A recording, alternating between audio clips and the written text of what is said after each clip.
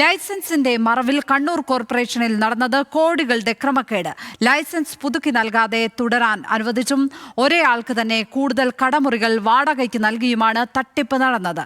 Local fund audit റിപ്പോർട്ടിലാണ് തട്ടിപ്പ് പുറത്തായത്. കോർപ്പറേഷന് വരുമാനം കണ്ടെത്താനാണ് സ്റ്റേഡിയത്തിലേത് ഉൾപ്പെടെയുള്ള കെട്ടിടങ്ങൾ വർഷങ്ങളായി വാടകയ്ക്ക് നൽകുന്നത്. എന്നാൽ അടുത്ത കാലത്തായി ഗുരുതര ക്രമക്കേടുകളാണ് ഈ കാര്യങ്ങളിൽ ഉണ്ടാകുന്നത്. വാടക ലൈസൻസ് കാലാവധി അവസാനിച്ചിട്ടും പുതുക്കി നൽകാതെ തുടരാൻ അനുവദിച്ചും വാടക ഈടാക്കാതെയുമാണ് കണ്ണൂർ കോർപ്പറേഷനിൽ വൻ വെട്ടിപ്പ് നടത്തിയത്. ഒരേ ആൾക്ക് തന്നെ 7-8 കടമുറികൾ അനുവദിച്ചു. 3 വർഷത്തിലധികം വാടക കുടിശ്ശികയുണ്ടെങ്കിൽ വാടകക്കാരനിൽ നിന്ന് ഈടാക്കാൻ നിയമാനുസൃതമായി സാധിക്കില്ല. ഈ ആനുകൂല്യത്തിന്റെ മറവിലാണ് വാടക ഈടാക്കാതെ ഉദ്യോഗസ്ഥരുടെ ഒത്തുകളി. ലോക്കൽ ഫണ്ട് ഓഡിറ്റ് റിപ്പോർട്ടിലാണ് ക്രമക്കേടുകൾ കണ്ടെത്തിയത്. തട്ടിപ്പ് നടത്തിയ ഉദ്യോഗസ്ഥരിൽ നിന്ന് നഷ്ടം സംഭവിച്ച തുക ഈടാക്കണമെന്നാണ് ഓഡിറ്റിലെ നിർദ്ദേശം. ചില സ്ഥാപനങ്ങൾക്ക് വാടക പരിഷ്കരിക്കേണ്ടത് എന്നാണെന്ന വിവരങ്ങളില്ലെങ്കിൽ മറ്റു ചില സ്ഥാപനങ്ങളിൽ നിന്ന് ഈടാക്കേണ്ട വാടക എത്രയെന്നും രേഖകളിലില്ല.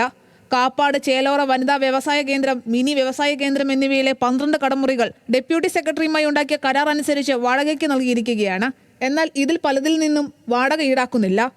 വ്യവസ്ഥകൾ പാലിക്കാതെ കെട്ടിട നിർമ്മാണത്തിന് നിർബാധം അനുമതി നൽകുന്നതായും കണ്ടെത്തിയിട്ടുണ്ട്. ചേലോറ സോണൽ പരിധിയിലെ 5 സ്ഥാപനങ്ങളുടെ പേര് കോർപ്പറേഷന്റെ രേഖയിലുണ്ട്. എന്നാൽ ഇവർക്ക് ലൈസൻസ് നൽകിയതിന്റെയോ ലൈസൻസ് ഫീ ഈടാക്കിയതിന്റെയോ രേഖയില്ല. കോർപ്പറേഷൻ ബി ഡിവിഷനിൽ 47 സ്ഥാപനങ്ങളിൽ നിന്നാണ് ലൈസൻസ് ഫീ ഈടാക്കാനുള്ളത്.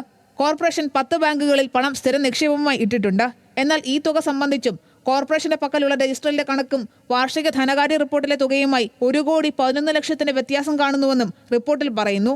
എന്നാൽ വാടക ലൈസൻസ് സംബന്ധിച്ച പരാമർശമുണ്ടായത് അപേക്ഷ സമർപ്പിക്കുന്നതിലുണ്ടായ കാലതാമസമോ കെട്ടിടത്തിലെ അനധികൃത നിർമ്മാണമോ കാരണമായിരിക്കുമെന്നാണ് അധികൃതരുടെ വിശദീകരണം. ന്യൂസ് മലയാളം, കണ്ണൂർ.